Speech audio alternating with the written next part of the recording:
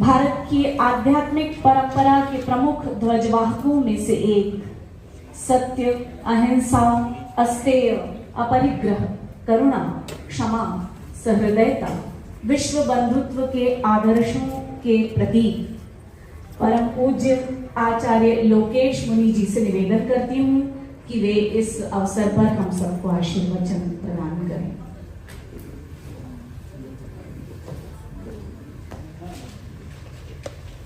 सम्मानित मंच, महान स्वतंत्रता सेनानी,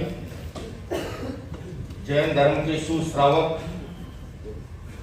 काजल की कोटड़ी में बेदाग ऐसे महान व्यक्तित्व के धनी श्रीमान विजय दर्डा जी के व्यक्तित्व और कर्तृत्व, जीवन और दर्शन पर आयोजित इस जवाहर पुस्तक के विमोचन समारोह में उपस्थित होकर के मुझे बहुत प्रसन्नता है। बंधुओं और बहनों, बूंदे लाखों बरसती है, किंतु बूंद वही मोती बनती है जो स्वाति नक्षत्र में सीप के मुंह में डल जाती है। नक्षत्र अनगिन उगते हैं, किंतु नक्षत्र वही पूजा जाता है जो किसी कार्य को सिद्धि के द्वार पहुंचाता है। जन्म और जीवन लाखों करोड़ों धारण करते हैं, किंतु जन्म और जीवन उन्हीं का सार्थक है जो भी जवाहर दर्डा जी की तरह एक निर्भरता का जीवन जी करके एक संदेश पूरी दुनिया को दे करके चले जाए। अभी भाई विजय दर्डा जी उनके जीवन के बारे में जब बता रहे थे, हालांकि ये मेरा सौभाग्य नहीं रहा कि उनको जीवन काल में मैं बाबूजी से मिलन होता, किंतु मैं उनके दोनों सुपुत्र, मैं उसे इस रूप में कहना चाहूंगा कि मैं फल से तो मिला था, किंतु मूल से मिलने का आज सौभाग्य प्राप्त हुआ। 3 दिन पूर्व मुझे ग्रंथ जब उपलब्ध हुआ, मैंने पूरा ग्रंथ पढ़ डाला और मैं ये कह सकता हूं उनके सम्मान में कि बात सरल बलिदान कठिन है, पतन से उत्थान कठिन है, गाता है खंडर का हर पत्थर, ध्वंस सरल निर्माण कठिन है।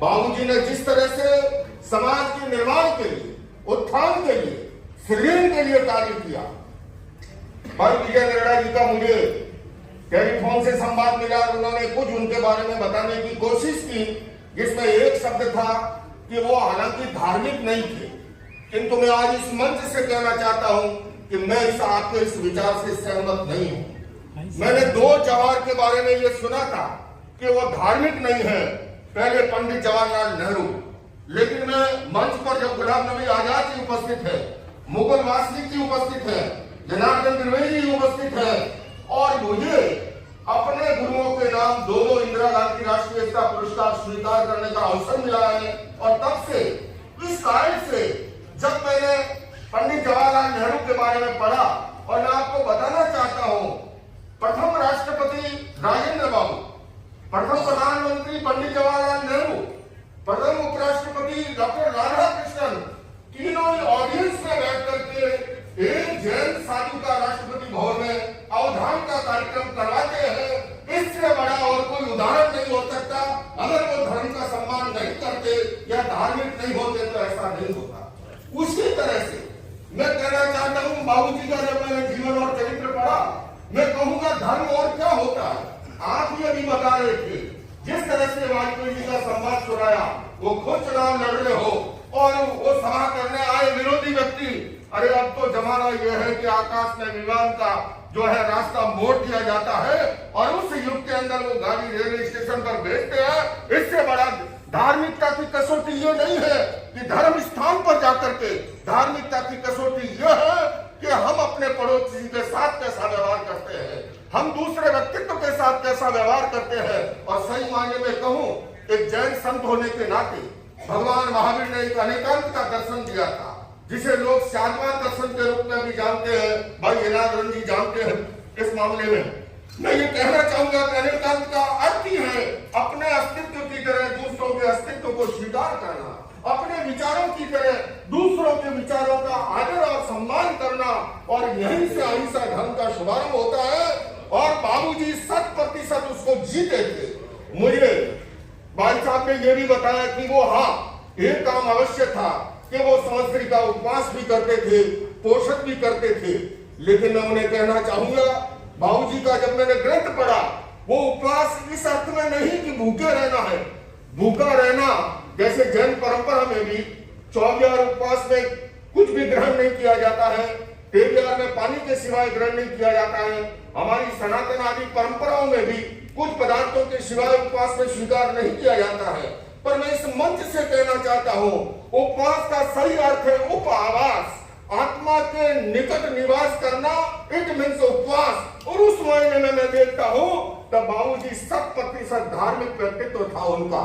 और अंत में मैं यही कहना चाहूंगा उनके सम्मान में कि इतिहास कांच के टुकड़ों का नहीं, उज्जवल हीरो का बनता है, और इतिहास घास के तिनकों का नहीं, फौलादी तीरों का बनता है। अरे सम्रांगण में हथियार डालने वालों, इतिहास कायरों का नहीं, बाबूजी जैसे महान बलिदानी सूरवीरों का बनता है। इन्हीं शब्दों के साथ अंत में अपनी बात संपन्न करते हुए, हमारे गुलाम नबी आजाद स्वास्थ्य मंत्री रहे हैं।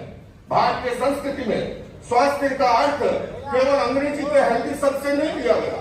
स्वस्थ की स्थिति स्वस्थ है। उसी तरह से मैंने कहना चाहूंगा, बाबूजी के संदर्भ में वो आत्मस्थ भी थे, वो स्वस्थ भी थे। और जब मैं उनके जीवन के बारे में अभी भाई विजय दर्रा जी से सुन रहा था, मेरे मन में एक ही भाव आ रहा था, काश आज बाबूजी की इस युग में जरूरत है जब इतनी ज्यादा आपस में एक नफरत का माहौल हो। उस माहौल के अंदर, क्योंकि पर्यावरण प्रदूषण से भी ज्यादा वैचारिक प्रदूषण खतरनाक होता है, और बाबूजी एक मार्गदर्शन देते गए। मैं कहना चाहूंगा आज के युवाओं को उस ग्रंथ को पढ़े और उस पर चलने का प्रयास करें। इन्हीं शब्दों के साथ आओ मिलकर बैठे आपस में बात करें। हम देखते हैं इस मंच पर जहाँ राजनीति के लोग हैं, धर्म के क्षेत्र के लोग हैं, आलोक जी जैसे पद्मश्री पत्रकार हैं और समाज सेवी भी बैठे हैं। इस देश को जरूरत है बाबूजी के विचारों की। और इसलिए आपसे आह्वान कर रहा हूं, जब भाई राजेंद्र नड्डा जी को मैं देखता हूं, उनसे जब जब भी बात करता हूं, मैं यही कहना चाहूंगा कि आओ मिलकर बैठे आपस में बात करें, 4 कदम ही सही चलने का साथ करें। यूं तो दूरी से दूरी बढ़ती जाएगी, कभी तो हम खुद से खुद की मुलाकात करें। ये खुद से खुद की मुलाकात, ये खुद से खुदा की मुलाकात, ये बाबूजी के जीवन से सीख सकते हैं। इसलिए ग्रंथ को अवश्य पढ़िएगा। ओम अरहम।